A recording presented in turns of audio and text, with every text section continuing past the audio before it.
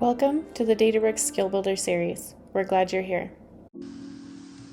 Hi everyone, my name is Almeida. I'm a senior skill solution engineer at Databricks, and today I want to present to you about Azure Private Link Service Direct Connect, which allows us to make a connection from Serverless Databricks to any private IP.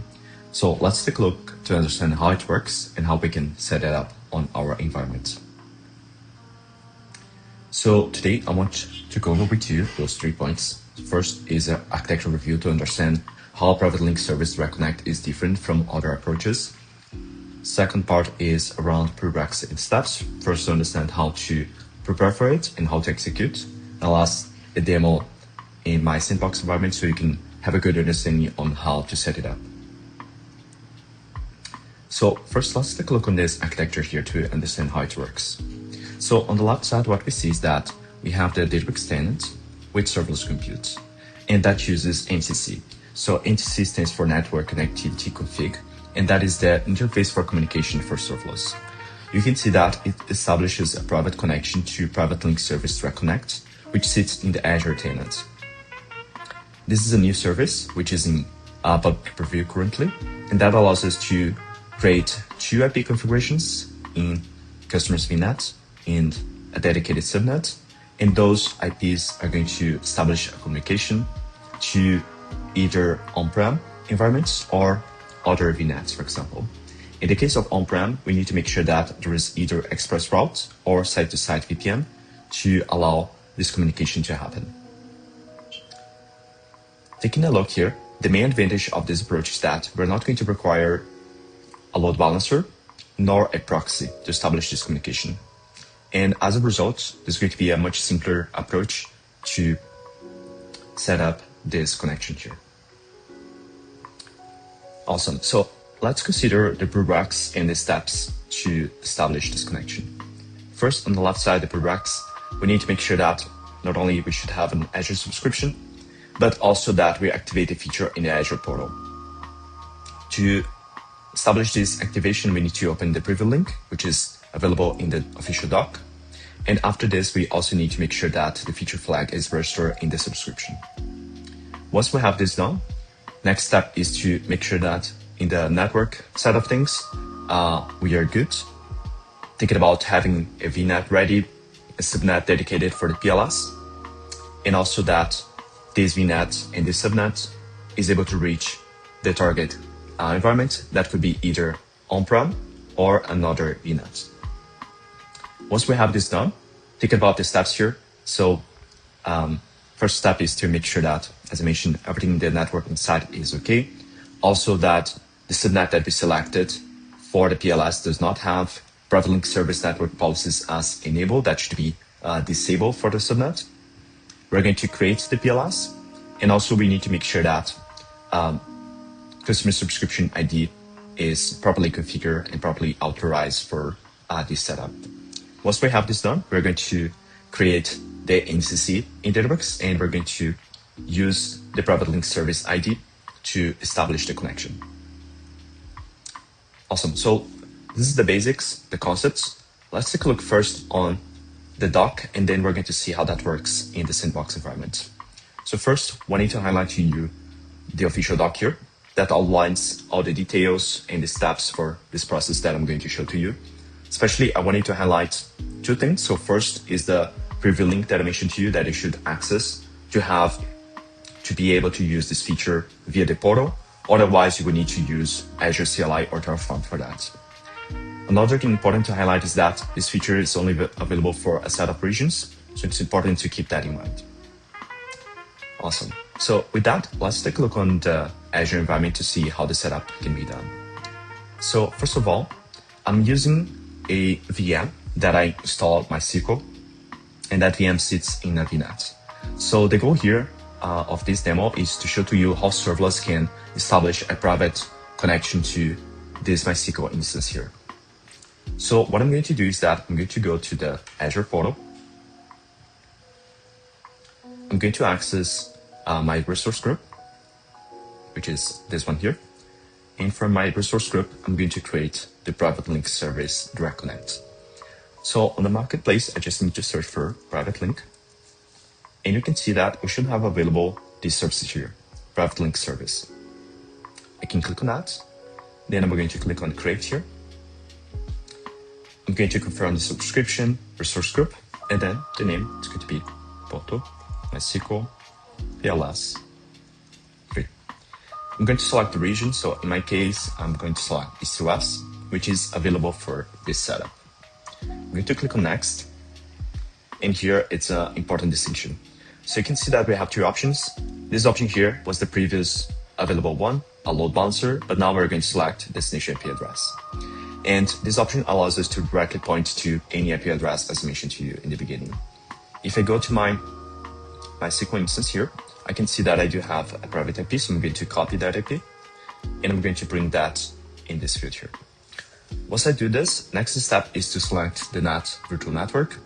In this case, I'm going to select the VNet that I have ready, and a subnet dedicated for this purpose. Once I do this, next step is to make sure that I have at least 2 IPs available. So I just need to click on dynamic here. Those are 2 dynamic IPs that I'm going to have available. One of them is going to be primary, and that's it. I can click on next. No need to change anything here. I'm going to keep it as role-based access control only. I can apply some tags if I want, and then I can click on review and create. It's going to do a validation to check if everything is okay. Then I'm going to click on create. Awesome. So while this is running, what we're going to do is that we're going to go to the Databricks account console, and we're going to take a look on how to create the NCC and establish a connection to this PLS here. So I'm inside the account console in my sandbox environment. And what I can do is that I can click on, first of all, let me show you the process. I can go to security on the left side, then select network connectivity configurations, then click on add network connectivity configuration here. I can provide a name, so that can be Porto MySQL NCC free. We can select the region, East to West, and that's it. Once that is done, we're going to go to private input rules, and I can click on add private input rule. So here we're going to do 2 things. You can see that first thing that it asks is the Azure resource ID. So I can go back on my PLS that we created. I can go to deployment details, click on the PLS.